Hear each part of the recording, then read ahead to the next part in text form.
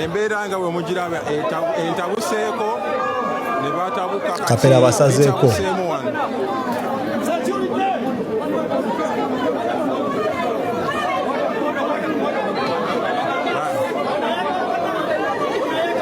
bannaye embeera etabuse.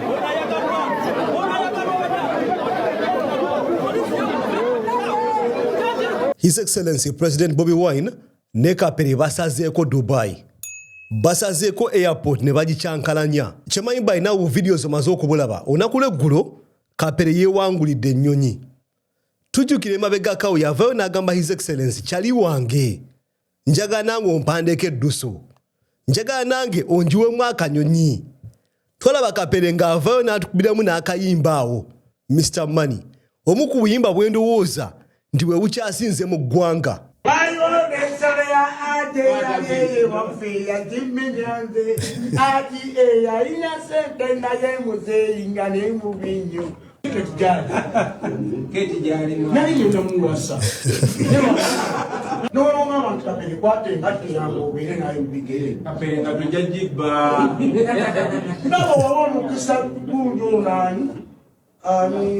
Big eye. Nange banda kusubanange. Yeah. Bega nyinyi. Kala sita kwa wapichi pichi.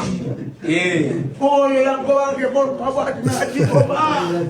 Mino kera namba kusomisha ngeta kula. Amuyamba. Bobi.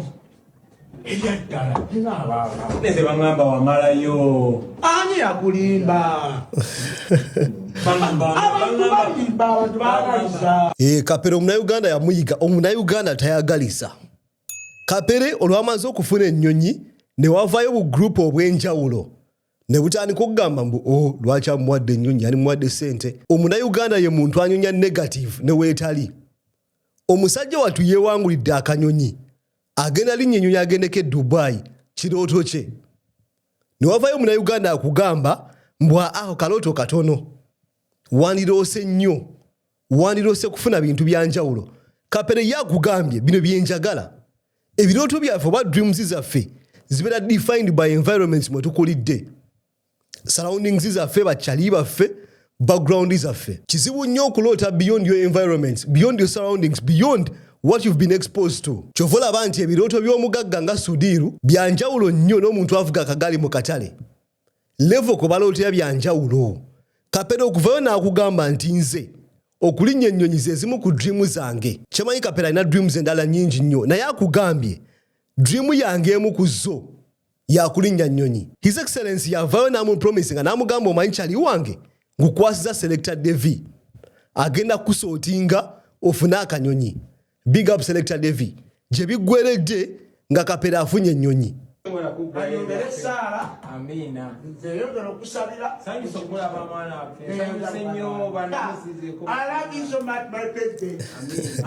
Omaye ekintu kimu His Excellency kyalina nti musajja mukakkamu nnyo. Bw'aba ayogera n'abantu njagala omwegendereze abendingamu bw'ati. Musajja w'amaanyi naye musajja mukakkamu abendingamu bw'ati nakkakkana.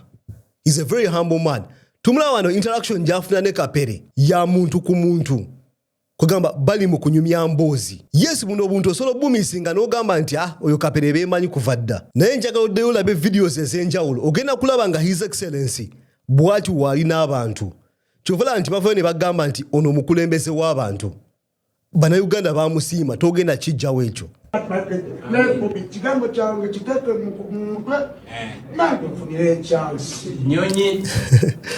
Ebimu ku bintu ebizibu ebyokusanga mu ggwanga lyaffe be bantu b'amazima. Ye muntu akusuubiza n'aderivaringa. Tulaba nga His Excellency emyezi egiyise wiiki ziyiseewo yasuubiza Kapere n'amugamba nkuwadde ennyonyi ngenda kukuwa ennyonyi nga video z'enkula zaawo. Singa teyakikola tewali Munnayuganda abadde agenda kuvaayo amugambe nti owaaye Kyagulanyi nti wawa Kapere ennyonyi ye. Ne tulaba omusajja avuddeyo n'afulfilling ekintu kya promisinga nti yagamba Kapere ngenda kukuwa ennyonyi, ennyonyi agimuwadde. Bannayuganda batono nnyo mu kaseera kano ke tulimu ayinza okukola ekintu ng'ekyo. Nakugambye obuntu nga buno gwoyinza ovaayo n'ogamba nti obuntu butono nnyo. His Excellency Kyagulanyi musajja mugagga asolobwa affordinga nedda abagagga banja bali mu ggwanga lyaffe tebasobola kukola bintu nga bino tebiri ku ssente bino biri ku mutima gw'omuntu n'omuntu alina capacity oba potential fulfilling ebintu bya promisinze kikulaga kifaananyi ki kikulaga ekifaananyi ky'omukulembeze ali ideal omukulembeze asobola fulfilling ebintu bya promisinga va ku bana abagamba ngenda kuzimbira oluguudo ngenda kuzimbira eddwaliro ngenda kuzimbira nayikondo noddamu okumulanga wayisewo emyaka 5 nga azze kukola campaign kwegamba ebintu ng'ebyo biri common nnyo mu Uganda nti abantu balimba Bannayuganda tebatera fulfillinga bintu bya promisinga ne His Excellency akulaze ekifaananyi yes gojja kuddeyo bisalawe lwakwata omwagala ojja kuddeyo mu mutwe gwo ogambe nti lwakuba Kyagulanyi yakikoze sigenda kiselebratinga nti lwakuba omuntu gwe sitawagira yakikoze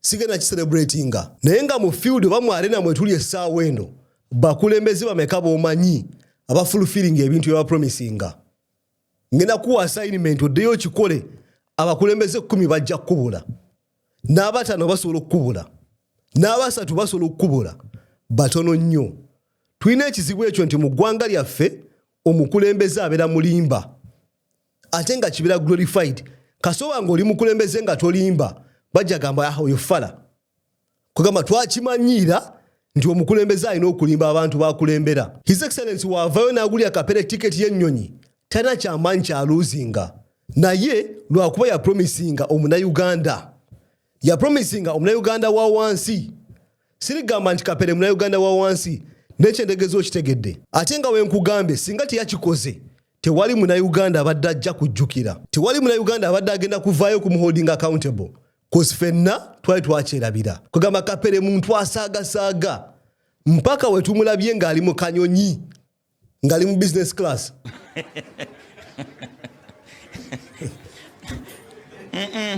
la Kapere wavimba avimbidde mu kiteba ati agumidde alinga haji alinamu akasende mu Mr. Money tonzi waffe yasalawo bwemba mmwe musalo lwaki simmwe muli bye tuli kati kibaluma bafa bagamba Kapere agenda nta mu business class bafa baagala kwetta obusungu babutadde ku keyboard bagenze ku TikTok bavuma buli kiramu bateeka achievement ya Kapere wansi bateeka omutima gwa His Excellency President Bobi Wine omulungi wansi bagamba lwaki bamwaddemu ssente nedda Kapere ayagala nnyonyi Kapere yafunye nnyonyi kwegamba gwe kyonna kyogenda tugamba okuva mu kaseera kano byegambe bisigaze tetugenda kubawa budde kulowooza nti mugenda kuvaayo mu undermining enkola y'omuntu erina okubeera entuufu nga musiga ekifaananyi kikyafu ekyokugamba nti omukulembeze alina kubeera mulimba His Excellency asoomozza abakulembeze bonna His Excellency asoomozza Bannayuganda